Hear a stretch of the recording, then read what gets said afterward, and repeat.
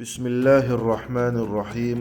شروع اللہ کے نام سے جو بہت مہربان اور نہایت رحم کرنے والا ہے۔ میرے پیارے بھائیوں اور بہنوں، آج ہم ایک ایسی واقعے کی جانب بڑھ رہے ہیں جو انسان کی آزمائش، اس کی ارادوں، اس کی ایمان اور اس کی خواہشات کے درمیان جاری ابدی جنگ کو حیرت انگیز انداز میں ظاہر کرتا ہے۔ یہ واقعہ ہاروت اور ماروت کا۔ دنیا کے تاریخ میں کچھ واقعات ایسے ہوتے ہیں جن میں انسانیت کے لیے بڑے اسباق چھپے ہوتے ہیں۔ آدم علیہ السلام کا واقعہ، نوح علیہ السلام کی قوم، عاد و سمود کی عروج و زوال، اور انہی عظیم واقعات میں ایک واقعہ ہے بابل میں دو فرشتوں کا آنا۔ یہ واقعہ نہ صرف ایک آزمائش تھا بلکہ ایک درس بھی کہ علم خواہ کتنا ہی طاقتور کیوں نہ ہو، اگر نیت پاک نہ ہو تو بربادی بن جاتا ہے۔ آئیے دل کے گہرائیوں سے دعا کے ساتھ اس روحانی سفر کا آغاز کرتے ہیں۔ اے اللہ، ہمیں حق کو حق سمجھنے اور اس پر چلنے کے توفیق عطا فرما، آمین یا رب العالمین۔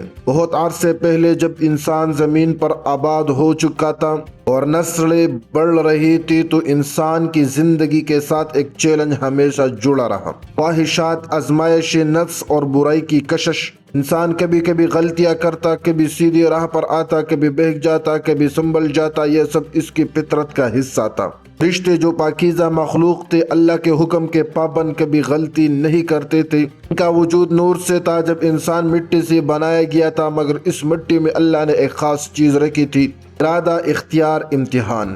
اس پس منظر میں روایتوں میں آتا ہے کہ فرشتوں کے سامنے انسانوں کی غلطیاں بیان کی گئی تو فرشتوں نے کہا: پروردگار، یہ انسان تو خطاؤں میں مبتلا ہو جاتے ہیں۔ اللہ تعالیٰ نے فرمایا: اگر تمہیں زمین پر بھیجا جائے اور انسانی خواہشات کا سامنا ہو تو تم بھی آزمائے جاؤ گے۔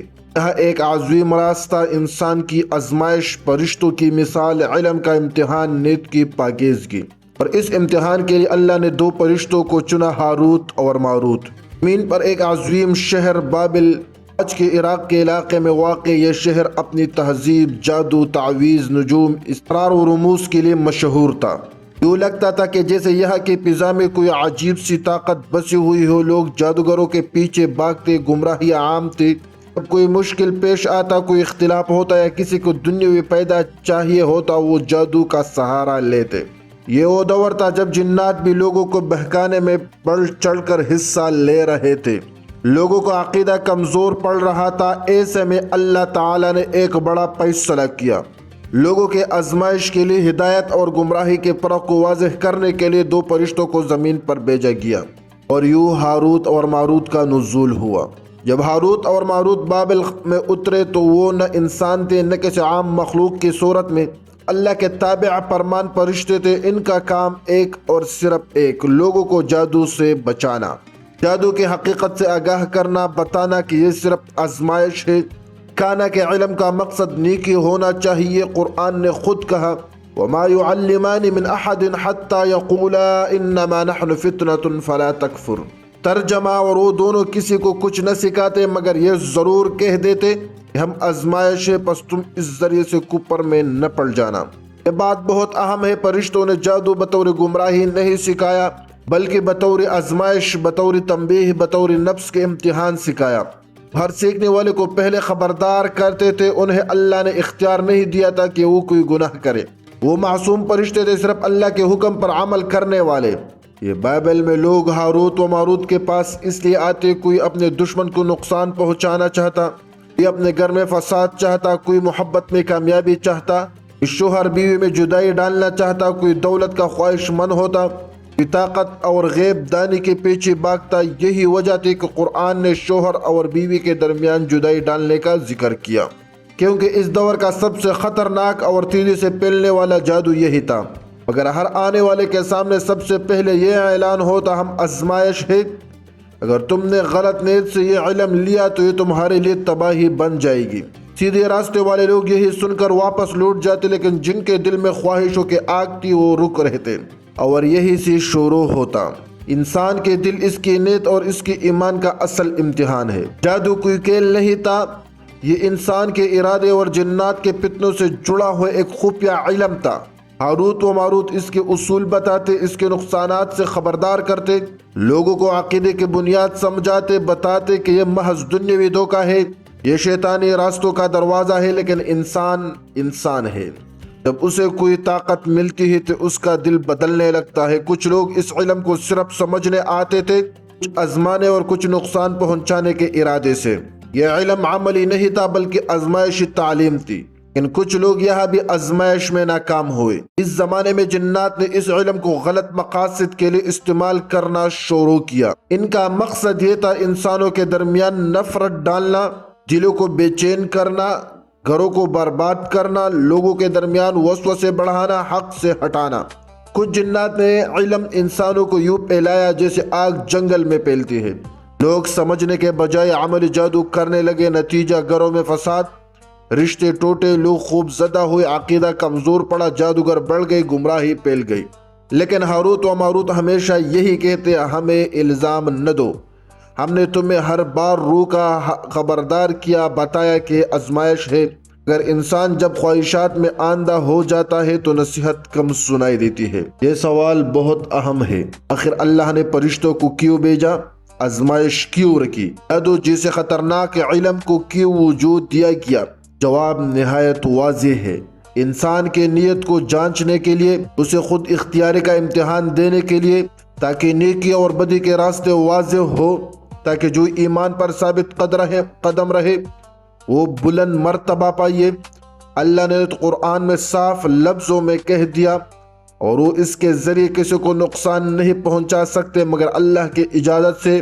یہ حدیث اور آیات دونوں اس حقیقت کو ظاہر کرتے ہیں، جادو حقیقت ہے مگر محدود، اختیار اللہ کے ہاتھ میں ہے، آزمائش انسان کے دل میں ہے، جادو کرنے والے خود نقصان اٹھاتے ہیں۔ یہی ہاروت و ماروت کا پیغام تھا، علم ہمیشہ خیر کے لیے ہونا چاہیے، شر کے لیے نہیں۔ روز بابل میں عجیب مناظر دیکھے جاتے، کچھ لوگ ہارے ہوئے چہروں کے ساتھ آتے، کچھ ٹوٹے ہوئے ارادوں کے ساتھ، کچھ دھوکے باز نیتوں کے ساتھ، کچھ غم سے بڑے دلوں کے ساتھ، ہر ایک کے دل میں کچھ نہ کچھ تھا۔ ہاروت و ماروت سب کو خبردار کرتے، مگر دنیا، خواہشات، حسد، غصہ، لالچ، یہ سب حقیقت کو دھندلا دیتے۔ کچھ لوگ درست راستے پر آ گئے اور کچھ مزید بھٹک گئے۔ ہاروت و ماروت کا واقعہ پوری انسانیت کے لیے ایک آئینہ ہے۔ علم اگر خیر کی طرف لے جائے نعمت، علم اگر شر کی طرف جھک جائے آزمائش۔ انسان کے لیے اصل چیز یہ ہے دل کی نیت، ارادہ، ایمان اور مقصد۔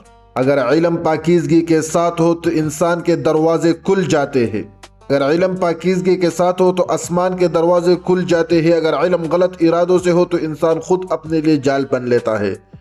اس لیے قرآن نے بتایا وہ لوگ جو علم سے پیدا نہیں اٹھا سکے بلکہ اپنے اوپر ظلم کیا۔ وقت گزرتا گیا، نسلیں بدلتی گئی، شہر بابل پر نئے زمانے آئے، مگر ہاروت و ماروت کے واقعے نے انسان کو ہمیشہ کے لیے سبق دے دیا۔